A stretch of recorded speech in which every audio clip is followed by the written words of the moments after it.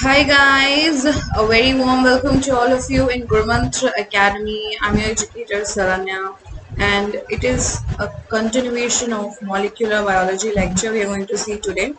I hope you guys are ready. A notebook ले लीजिएगा, pen रख लीजिएगा so that you can make some short notes. Okay? मैंने आपसे बहुत बार कहा है कि short notes please बनाइए क्योंकि ये रिवीजन टाइम में आपके लिए बहुत ज़्यादा काम आएगा. Okay? Great. So let's start the session. तो आज हम पढ़ने वाले हैं रेप्लिकेशन के बारे में. So today we are going to see in detail about replication, DNA replication. Okay, तो replication का मतलब क्या है? DNA का डुप्लीकेशन होना. ठीक है? It is also known as duplication. एक strand of DNA, okay, from one strand of DNA, which can be also called as a template DNA, another strand will be made. So this is simple duplication. Okay. So usually DNA double stranded होता है. Okay, usually DNA double stranded होता है. तो जब उसकी copy बनती है तब भी वो डबल स्टैंडर्ड कॉपी ही बनेगी. कैसे बनेगी, क्या होगा, सब कुछ हम देखेंगे. ओके. सो डीएनए रेप्लिकेशन में डीएनए अपनी खुद की एक कॉपी बनाती है. मल्टीपल कॉपीज बना सकती है, बट इनिशियली खुद का एक कॉपी बनता है. सो इसमें क्या होता है, एक पॉलीमराइजेशन प्रोसेस होता है. ओके, जिसमें इनिशिएशन, एलोंगेशन, टर्मिनेशन सब कुछ होता है. And also it is an enzyme catalysed reaction. Okay, enzyme catalysed reaction में मतलब यहाँ कोई एंजाइम है जो कि पॉलीमराइजेशन प्रोसेस में हेल्प कर रहा है. That is your DNA polymerase. So this is the main enzyme that is responsible for adding nucleotides to your growing strand. Okay, वो क्या है सब हम अभी पढ़ेंगे. ओके, बस मैं आपको मतलब बता रही हूँ. सो इनिशियल स्टेप्स क्या क्या होते हैं डीएनए रेप्लिकेशन में. The first step is initiation. Initiation का मतलब है starting.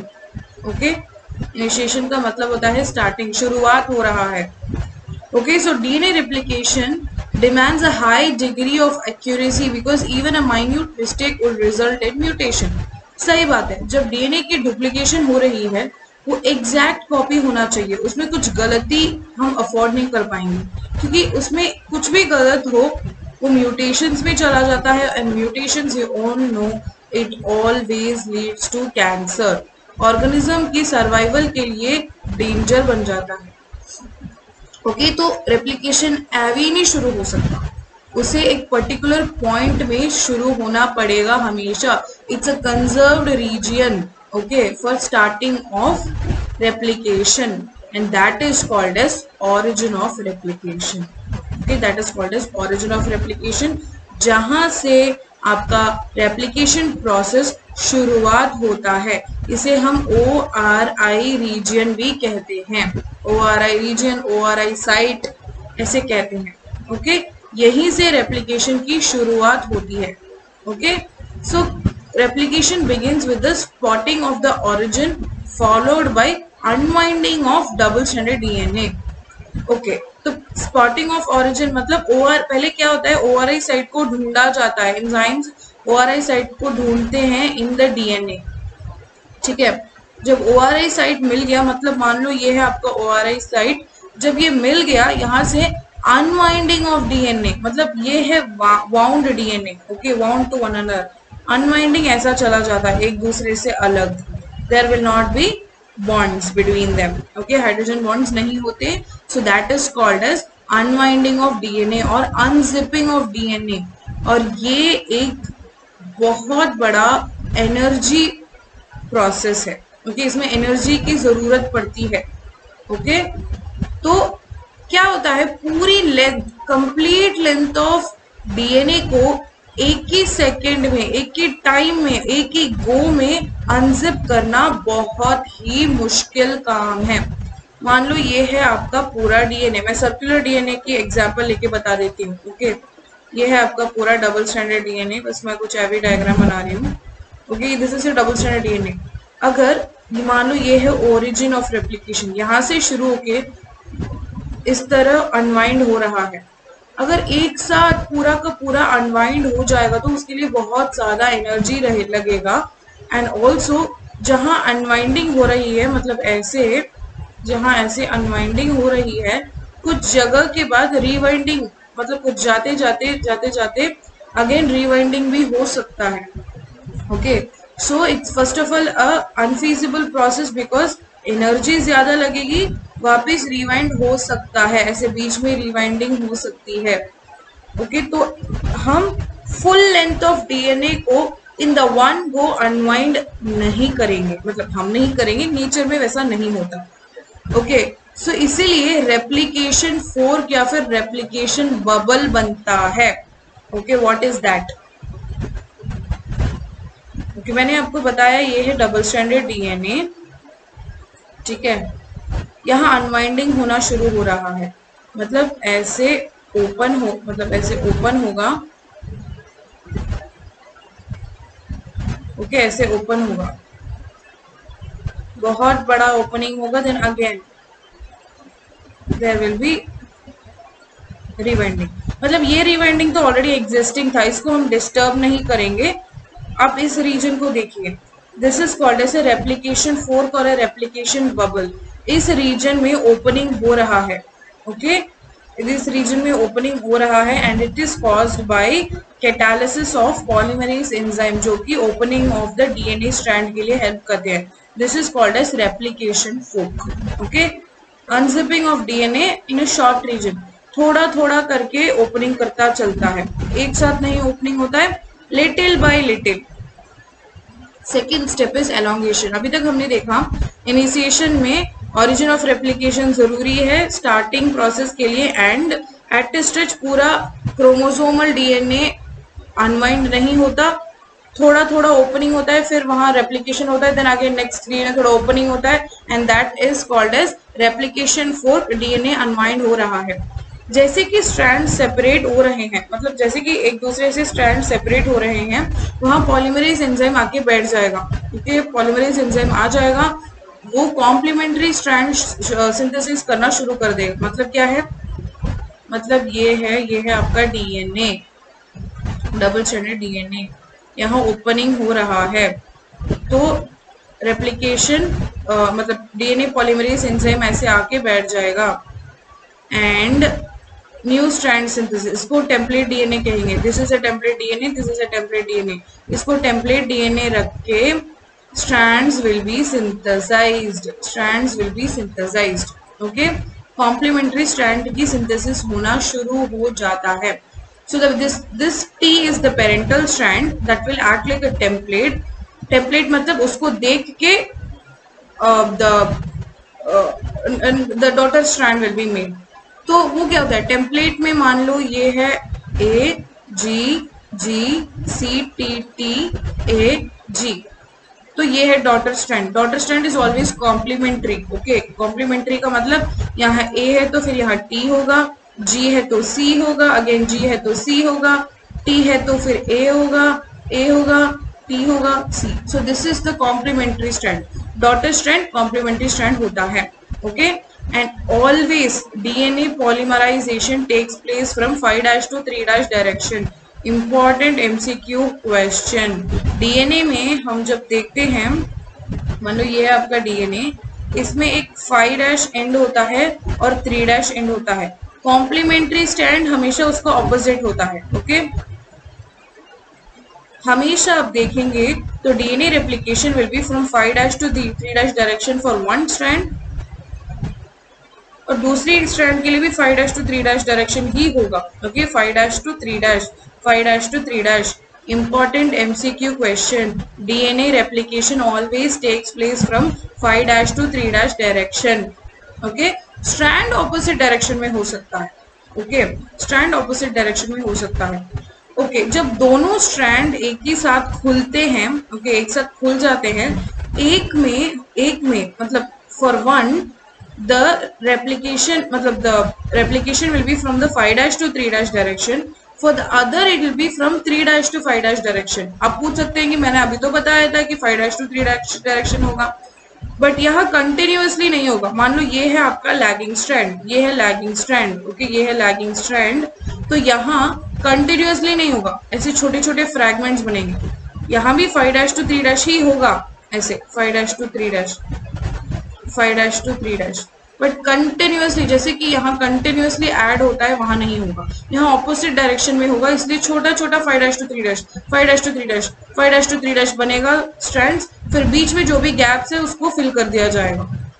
Okay, so there is one called as continuous replication जो कि 5' to 3' डायरेक्शन में होता है of the template stand, and there is another called as discontinuous replication जो कि 3' to 5' होता है of the template stand.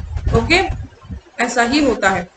Okay, 5' to 3' normal होता है, ये है आपका template strand. Okay, this is your template strand, and again you have another template strand 3' to 5'. एक one is a continuous replication. Okay, that can be 3' to 5'. Okay, this can be continuous replication जिसे हम कहते हैं leading strand, and from 5' to 3' it can be discontinuous replication जिसे हम lagging strand भी कहते हैं. leading, lagging. मैंने आपको बताया था कि lagging में क्या होता है, छोटे छोटे fragments बनना शुरू होते हैं, then it will be completely attached, and those small fragments are called as Okazaki fragments, and the DNA ligase is an enzyme that is used to join them. Okay, next is termination. termination मतलब जब end हो जाता है कि yes पूरा दोनों strands की replication हो चुकी है, then it has to end. E. coli में replication fork जब एक दूसरे को मीट करते हैं, ओके, टर्मिनल्स को मीट करते हैं, तब वहां उस खत्म हो जाता है. ओके, वहां रेप्लिकेशन खत्म हो जाता है. Okay, so enzymes that are involved in DNA replication. DNA replication में बहुत सारे एंजाइम्स का इंपॉर्टेंट रोल होता है जो कि आपको पता होना चाहिए. Okay, so basically DNA replication is an enzyme dependent process. Enzyme dependent process है, एंजाइम से ही हर चीज चलता है. Okay, so DNA dependent DNA polymerase. Okay, we need to know what is DNA dependent DNA polymerase. So ये एक enzyme है जो कि DNA को, DNA dependent मतलब DNA को टेम्पलेट मानकर, DNA को टेम्पलेट मानकर DNA की पॉलीमराइजेशन होती है, दैट इज न्यू स्ट्रैंड की पॉलीमराइजेशन होती है, that is called as DNA. DNA को रीड करेगा और पॉलीमराइजेशन का काम करेगा, that is called as DNA dependent DNA polymerase. Okay, ये क्या करता है, polymerization catalyses. Okay, it helps in polymerization process. DNA replication के लिए बहुत इंपॉर्टेंट होता है. Deoxyribonucleoside triphosphates are the substrates, मतलब डीएनटीपीस, हम डीएनटीपीस बोलते हैं ना. Okay, dATP, okay, D GTP, D CTP, D TTP, ये सब सबस्ट्रेट्स की तरह काम करते हैं, न्यूक्लियोटाइड्स, जो कि रेप्लिकेशन प्रोसेस में ऐड करने के लिए जरूरी होता है. सो डीएनए पॉलीमरेज की टाइप्स होती हैं. डीएनए पॉलीमरेज 1 जो कि डीएनए रिपेयर एंजाइम में बहुत काम आता है. Important MCQ question. Okay, DNA repair enzyme में काम आता है. 3 इंपॉर्टेंट एक्टिविटीज है इसके पास. One is 5' to 3' polymerization. Polymerization always happens in 5' to 3' direction. मैंने आपको बताया था. रेप्लिकेशन 5' to 3' एक्सोन्यूक्लियस एक्टिविटी, मतलब अगर कोई गलत न्यूक्लियोटाइड ऐड हो चुका है, ओके, जैसे ही पॉलीमराइजेशन चल रहा है, कोई गलत न्यूक्लियोटाइड ऐड हो चुका है तो उसको कट करके फेंक देना, that is exonuclease. Okay, and 3' to 5' मतलब ऑपोजिट डायरेक्शन में भी. ओके, ऑपोजिट डायरेक्शन में भी अगर कोई गलत न्यूक्लियोटाइड ऐड हो चुका है, then it will be able to cut it. That's called as proof reading mechanism.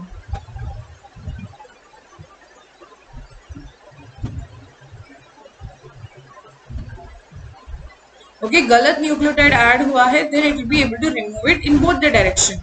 DNA polymerase 2 ये प्राइमर की extension as well as proof reading के लिए इंपॉर्टेंट है. हमेशा डीएनए रेप्लिकेशन में, मान लो ये है आपका डीएनए रेप्लिकेशन, ऐसा हो रहा है, तो यहाँ प्राइमर्स ऐड होते हैं. Without primers your DNA replication will not start.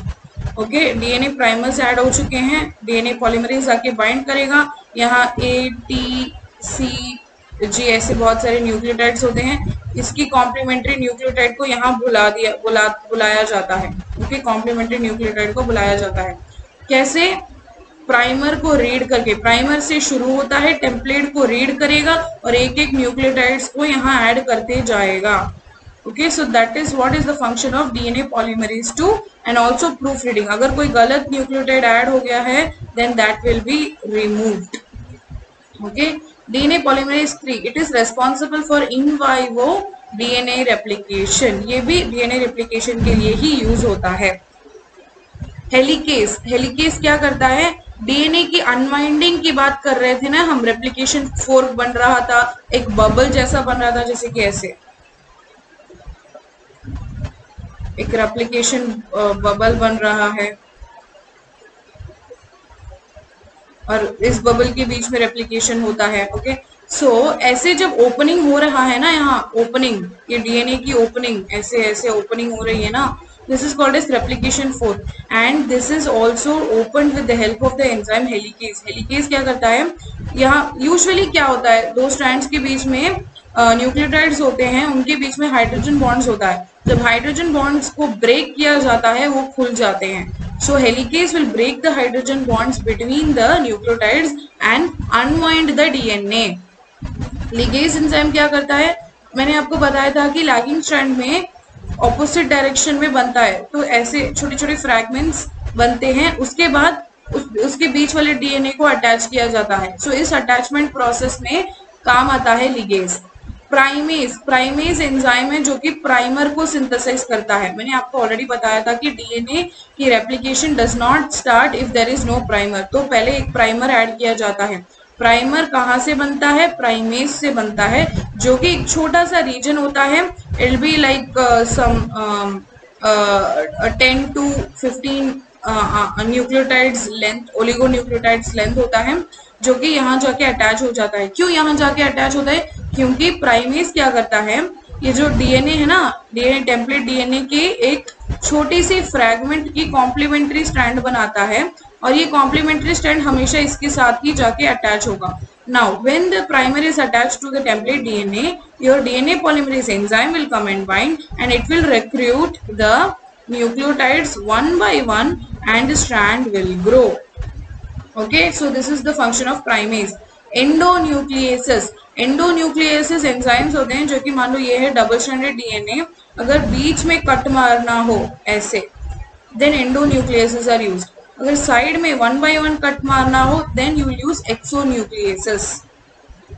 Okay, single stranded binding proteins, single stranded binding proteins जो कि एसएसबी हम करके कहते हैं, एसएसबी प्रोटीन्स जाके सिंगल स्ट्रैंड है ना, ऐसे जब खुल रहा है, यहाँ आप देख सकते हैं this is one strand, this is another strand, जैसे खुल रहा है तभी जाके सिंगल स्ट्रैंडेड बाइंडिंग प्रोटीन्स यहाँ एसएसबी आके यहाँ बाइंड हो जाता है। ओके, एसएसबी हम बाइंड हो जाता है ताकि अनवाइंडिंग जो हुई है वो अगेन रीवाइंडिंग ना हो जाए। ठीक है, कुछ देर तक अनवाइंडिंग रहना पड़ेगा तभी तो रेप्लिकेशन हो पाएगा। जैसे ही खुलता है अगेन वो बंद भी हो गया तो that is a possibility, right. तो एसएसबी क्या करते हैं, जो रेप्लिकेशन फोर्क खुला है उसको बंद नहीं होने देते।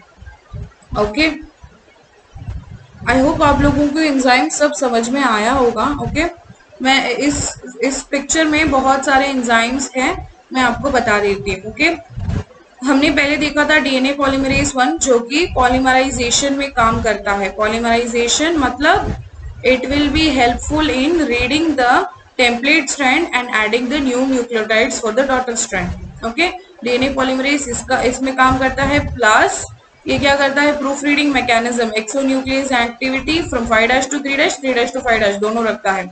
DNA polymerase 3 again it is also helpful in the replication process. DNA ligase क्या करता है, मैंने आपको बताया था, this is Okazaki fragment, this is again another Okazaki fragment. इसके बीच में जो region है वहाँ closing करना होता है। Can you see this blue color one? ऐसे इस blue color को यहाँ डाल देंगे तो close हो जाएगा। Okay, so it is helping joining of DNA. Primase क्या करता है, प्राइमर को ऐड करने में हेल्प करता है। मान लो ये है एक छोटा सा प्राइमर, तो ये प्राइमर को ऐड करेगा। ओके, हेलिकेज क्या करेगा, डीएनए की अनवाइंडिंग में हेल्प करेगा। Okay, unwinding of the DNA. Can you see here, यहाँ डबल स्ट्रैंडेड है बट यहाँ खुल रहा है DNA, this is called as replication fork. अब यहाँ देख सकते हैं single stranded binding protein SS भी यहाँ आके बाइंड हो रहा है ताकि रीबाइंडिंग ऑफ डीएनए नहीं हो सके। There is another enzyme topoisomerase, वो क्या करता है, जैसे ही हेलिकेज खोल देता है that will cause a stress, okay, that will cause a stress, okay, in the strands of the DNA. मतलब मान लीजिए आपके पास दो थ्रेड्स हैं जो एक दूसरे के साथ वाउंड हुआ है, जब आप बीच में से ऐसे थोड़ा सा खोलोगे तो इस साइड में थोड़ा टाइटनिंग और इस साइड में थोड़ा टाइटनिंग होगा क्योंकि बीच में खुल रहा है, ओके, यहाँ थोड़ा टाइटनिंग, यहाँ थोड़ा टाइटनिंग होगा बीच में खोलने से, वहां स्ट्रेस क्रिएट हो जाता है। उस स्ट्रेस को अवॉइड करने के लिए टोपोआइसोमरेज एंजाइम यूज किया जाता है, okay. So can you see here, this is the models of DNA. बहुत सारे मॉडल्स सजेस्ट किया गया था कि डीएनए रेप्लिकेशन ऐसा होगा वैसा होगा and all, but the most important model is the semi conservative model that is followed in the organisms.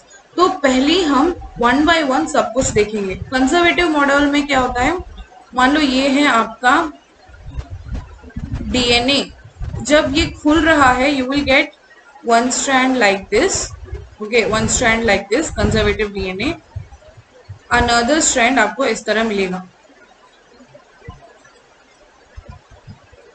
मान लो ये है स्ट्रैंड ए, स्ट्रैंड ए, ये भी है strand A, but this is a different strand B, okay, this is a different strand B. जब इसकी complementary बनेगी, इसकी हमेशा ए के साथ ही कॉम्प्लीमेंट्री होगा, इसका हमेशा बी के साथ ही कॉम्प्लीमेंट्री होगा। समझ में है आप? या तो आप इस तरह समझ सकते हैं या फिर मैं आपको दूसरी डायग्राम से बताती हूँ। ये है एक डीएनए, ओके, ये उसका complementary strand, double strand DNA बन गया। Okay, so a DNA is like this, okay. जब ये रेप्लिकेट होता है, रेप्लिकेशन पता है आपको किस तरह मिलेगा, ब्लू एक साइड में सेपरेट होगा एक स्ट्रैंड एंड रेड एक साइड में सेपरेट होगा। जब रेप्लिकेशन होगा, रेप्लिकेशन होते समय क्या होगा, यहाँ कॉम्प्लीमेंट्री स्ट्रैंड आएगा, ये ब्लू का कॉम्प्लीमेंट्री रेड होना चाहिए, राइट, यहाँ ऐसा ही है, मगर यहाँ ऐसा नहीं होगा, यहाँ ब्लू का कॉम्प्लीमेंट्री ब्लू ही होगा और रेड का कॉम्प्लीमेंट्री रेड ही होगा। मतलब the replication is highly conserved, the replication is highly conserved, okay. So जब हम बताते हैं कि पेरेंटल स्ट्रैंड्स स्प्लिट होते हैं और उनमें से एक जो नया स्ट्रैंड बनता है, डॉटर स्ट्रैंड बनता है, it will be complementary to the parental strand. But conservative model में ये बताया था कि ऐसा कुछ नहीं होता है, स्ट्रैंड्स की जो डिफरेंसेस होती हैं वो एक साथ ही आ जाती हैं। That is what is told in the conservative model. Semi conservative model में ये बताया गया था कि जब स्ट्रैंड्स ऐसे होते हैं, okay, this is your double stranded DNA, जब ये खुलता है एक स्ट्रैंड तो आपका ब्लू मिलेगा जो कि एक पेरेंटल 1 है मान लो, और एक स्ट्रैंड आपका रेड कलर का मिलेगा जो कि पेरेंटल 2 है मान लो। नाउ द कॉम्प्लीमेंट्री स्ट्रैंड कैसा रहेगा, complementary strand will be red one for this and blue one for this, हमेशा ऐसा ही होता है, ओके, पेरेंटल स्ट्रैंड की तरह ही आते हैं। This is called a semi conservative model. Next is dispersive model. Dispersive model में क्या होता है, डीएनए मतलब ये वाला डीएनए इसके साथ मिक्स हो जाता है, ये वाला डीएनए इसके साथ मिक्स हो जाता है, ऐसे मिक्स होके रेप्लिकेशन होता है। So this is what is dispersive model. This is not a very good model. The correct model that is followed in nature is semi conservative model, okay. So कुछ और experiments किए गए थे by Meselson and Stahl. What he did was he growed E. coli. Okay, he grew E. coli in a heavy nitrogen. Heavy nitrogen मतलब radioactive nitrogen में उन्होंने grow किया था E. coli को। मान लो ये है E. coli. Okay, it is grown in heavy nitrogen. That is N15 करके कहा जाता है। Okay, पहले क्या किया था इन्होंने, heavy nitrogen में grow किया, then he transferred it to light nitrogen. Okay, light nitrogen में उन्होंने डाल दिया। DNA grown जो कि हैवी नाइट्रोजन में है वो रेड कलर का है, and the DNA grown in the light nitrogen है वो ऑरेंज कलर का है। ओके, जो डीएनए N15 में ग्रो होता है उसका बैंड बहुत ज्यादा थिकर होता है, डेंसिटी में वो थिक होता है क्योंकि it's a heavy. Okay, N15 is a heavy molecule, क्योंकि वो रेडियो एक्टिव है, हैवी मॉलिक्यूल है। जब हम डेंसिटी ग्रेडियंट सेंट्रीफ्यूगेशन करेंगे then that will be in a higher density region, and अगर आप density gradient centrifugation if you do for N14 that will be in a lower region. Okay, lower region. And how are you doing this density gradient centrifugation? Using CCM chloride, CaCl. So this is used as a medium, okay, जो कि help करता है centrifugation, ultra centrifugation process में। Okay, तो DNA जो कि N15 में grow किया गया था then it was switched into N14। Okay, तो इसमें क्या होता है, और इसमें बहुत सारी रेप्लिकेशन कराई गई थी। जब रेप्लिकेशन कराई गई थी तो आपको पता होगा ये है मानो N15 मीडियम, N15 मीडियम। जब ये खुलता है स्ट्रैंड तब ये ग्रो हो रहा है N14 मीडियम में, तो दो स्ट्रैंड बनेंगे राइट रेप्लिकेशन में। एक होगा N15 पेरेंटल स्ट्रैंड, बट दूसरा क्योंकि N14 नाइट्रोजनस मीडियम था वो N14 होगा। That is what is your semi conservative model, right? This is what is your semi conservative model. तो इस तरह ही खुलेगा। जब हम इसको डेंसिटी ग्रेडियंट सेंट्रीफ्यूगेशन करेंगे then you will get 50%, okay, 50% जो कि present in the higher density region for N15 and 50% of DNA present in the lower density region. Okay okay, एक राउंड ऑफ रेप्लिकेशन के बाद ऐसा होता है। अगेन जितनी जनरेशंस आप इंक्रीज करते जाओगे N14 में, again I am growing it in N14, again I am growing it in N14, तो जो भी नया स्ट्रैंड बनता आएगा। Okay, if I grow in N14 again what will happen, मैं आपको बताती हूँ।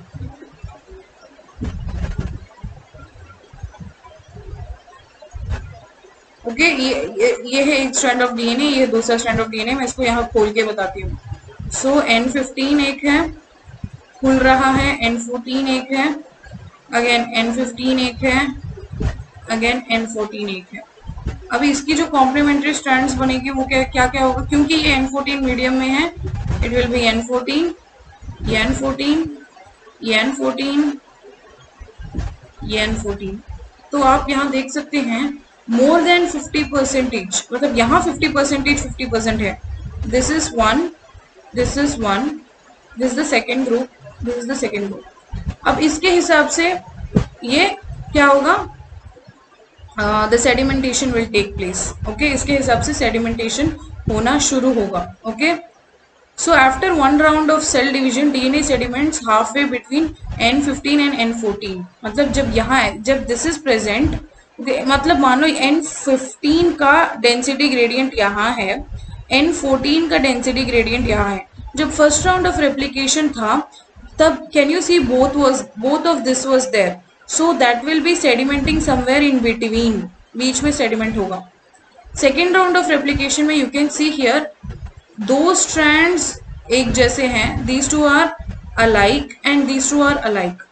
ये जो मैंने बताया था one and this one first group मैंने आपको यहाँ बताया था, ये they will be settling in between जैसे कि first generation, but you have another two strands जो कि N14 है, they will settle here in the N14 region. जैसे आप रेप्लिकेशन इंक्रीज करते जाओगे इन the N14 median, again N14 ज्यादा बनता जाएगा और ये जो बीच वाला है कम होता जाएगा इनिशियली, बट ये बीच वाला है जो है ये कंप्लीटली ओवर नहीं होगा। ओके, कम होता जाएगा, बट एक स्ट्रैंड तो वैसे ही रहेगा। सो this is a data that supports semi conservative model. Semi conservative model को सपोर्ट करने वाला डेटा है ये। ओके, सो अभी हम देखेंगे डीएनए रेप्लिकेशन प्रोकैरियोट्स में कैसा होता है। Okay, can you see this diagram?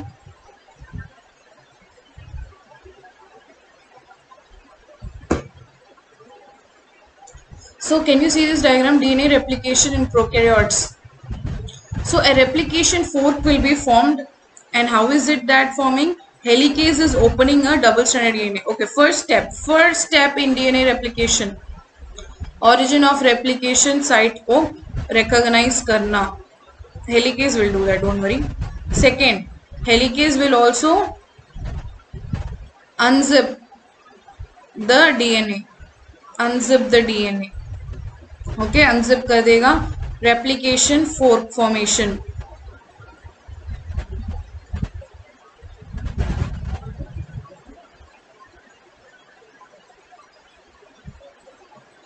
Replication fork formation होना शुरू कर देगा.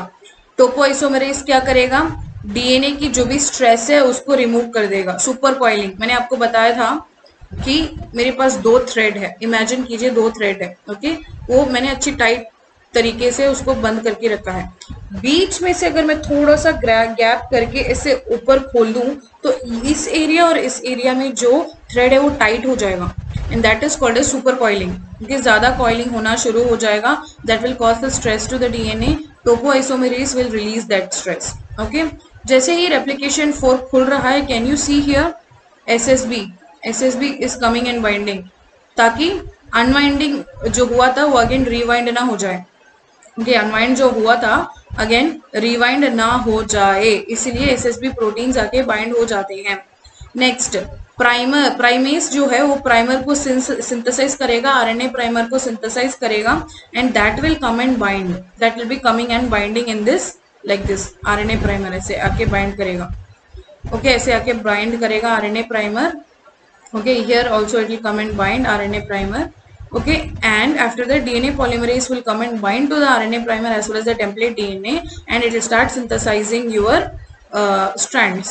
लीडिंग स्ट्रैंड में कैसा होता है? Directly in the same direction. Okay, ऐसे ये 5' to 3' डायरेक्शन ऐसे सिंथेसाइज होता चलेगा. बट लैगिंग स्ट्रैंड में the problem is the the template is in the opposite direction. Okay, the template is in the opposite direction. तो क्या होगा? Lagging strand के लिए छोटे छोटे से ऐसे छोटे छोटे से प्राइमर्स ऐड किए जाएंगे एंड बीच में उसका फिलिंग होता जाएगा. Okay, that is called as lagging strand. So Okazaki की सिंथेसिस, ओकेसिया की फ्रैगमेंट्स की सिंथेसिस होना शुरू होगा. सो डीएनए पॉलीमरेज 1 क्या करेगा?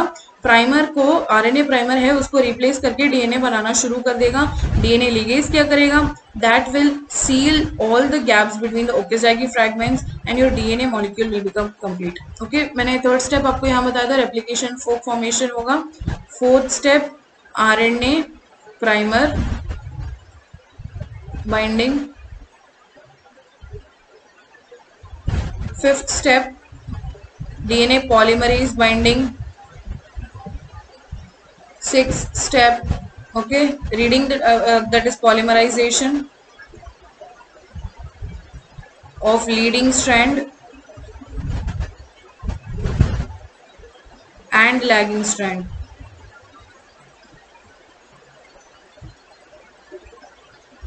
देन क्या होगा? लिगेशन होगा. लैगिंग स्ट्रैंड में जो भी ओकेज़ागी फ्रैगमेंट्स बन रहे हैं उनकी लिगेशन होगी. लिगेशन देन कंप्लीटली बन जाएगा आपका डीएनए मॉलिक्यूल. क्या आपको समझ में आ रहा है कि लीडिंग स्ट्रैंड और लैगिंग स्ट्रैंड क्या होते हैं? ओके, सो लीडिंग स्ट्रैंड में क्या होता है? मतलब ये है आपका leading strand. Okay, this is the original DNA. Okay, और कलर ले लेती हूँ.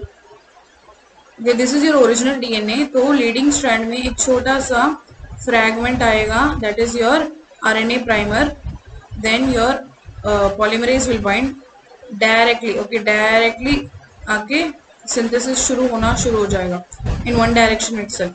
But that can not happen in your lagging strand, क्योंकि लैगिंग स्ट्रैंड में क्या होता है? Can you see here? This is the lagging strand. Lagging strand में क्या होता है? प्राइमर्स की अटैचमेंट पहले होनी होती है, क्योंकि that is in the opposite direction, right? तो ऑपोजिट डायरेक्शन, इस डायरेक्शन में होगा.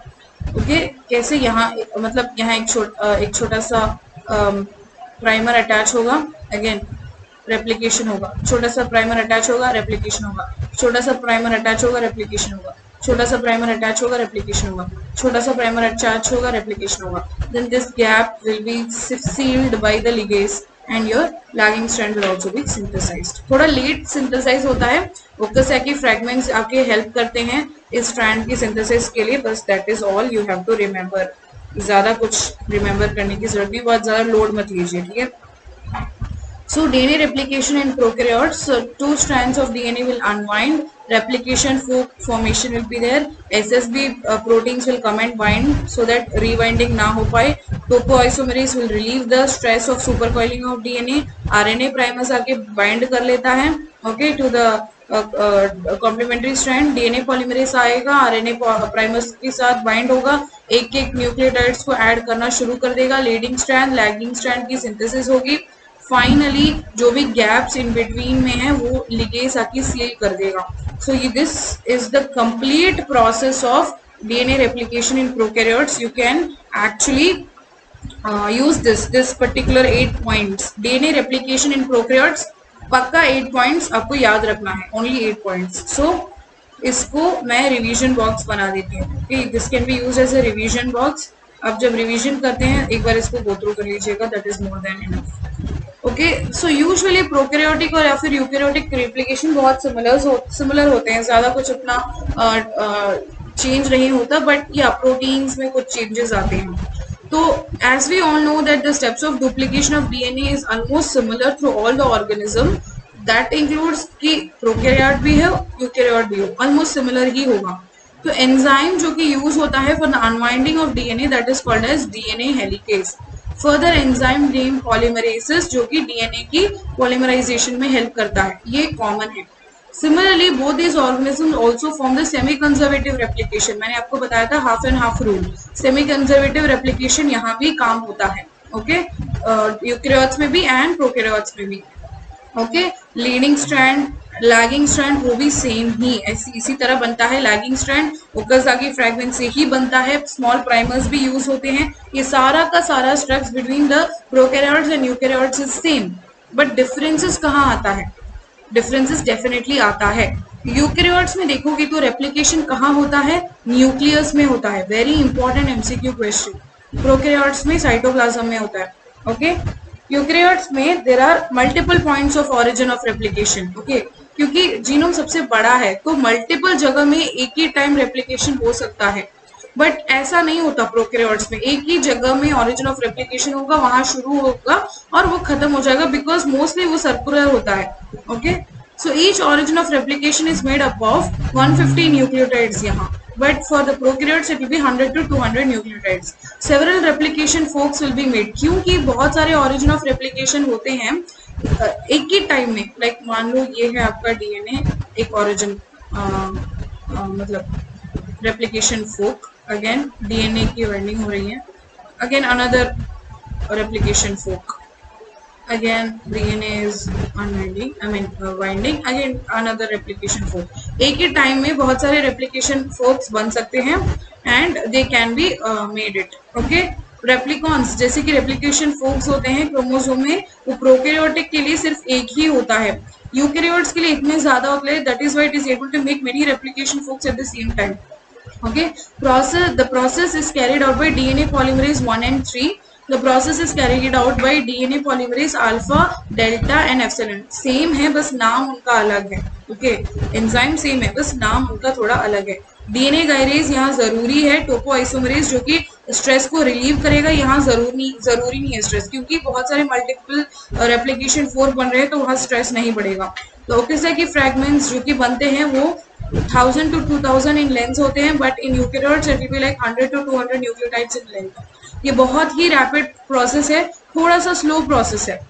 प्रोकैरियोटिक में 2000 न्यूक्लियोटाइड्स विल बी एडेड पर सेकेंड, उतना फास्ट प्रोसेस है, बट यूकैरियोट्स का प्रोसेस उतना फास्ट नहीं है, थोड़ा स्लो है. 100 न्यूक्लियोटाइड्स पर सेकेंड. ये क्यों स्लो है? क्योंकि हम गलती अफोर्ड नहीं कर सकते. उनके यूकैरियोट्स में गलती नहीं हो सकता क्योंकि they are evolved and higher organisms, उनमें कोई गलती नहीं हो सकती इसलिए. एंड मोस्टली जो प्रोकैरियोटिक डीएनए है वो सर्कुलर डबल स्ट्रैंडेड होता है, बट फॉर यूकैरियोटिक्स एक डबल स्ट्रैंडेड तो है बट लीनियर होता है. Okay, they will be linear in nature. Okay, so another thing I wanted to tell you is that telomerase replication. Okay, मैंने आपको बताया था ये है क्रोमोसोम, मतलब इसकी एंड में टीलोमियर्स होते हैं. टीलोमियर्स क्या करते हैं? They are extra regions in the chromosome जो कि क्रोमोसोम की स्ट्रक्चर को मेंटेन करते हैं, उसको डिग्रेडेशन से बचा के रखते हैं. So every time when there is a replication one layer of telomerase will be removed, telomere will be removed. ये टीलोमेरेज एंजाइम क्या करता है? ये इस एरिया को एलोंगेट करने में हेल्प करता है। ओके, एलोंगेट करने में हेल्प करता है। ओके, सो ये है telomere the end region. Okay, उस रीजन को मैंने अलग से निकाल लिया है। Telomerase has an associated RNA that complements the 3' overhang. मतलब टीलोमेरेज के पास एक आरएनए होगा जो कि हंग के बाइंड करेगा, टीलोमेरेज आएगा and it will cause the complementary strand to be built. Okay, ऐसा होना शुरू हो जाएगा। This is called as RNA dependent process, RNA dependent DNA polymerase.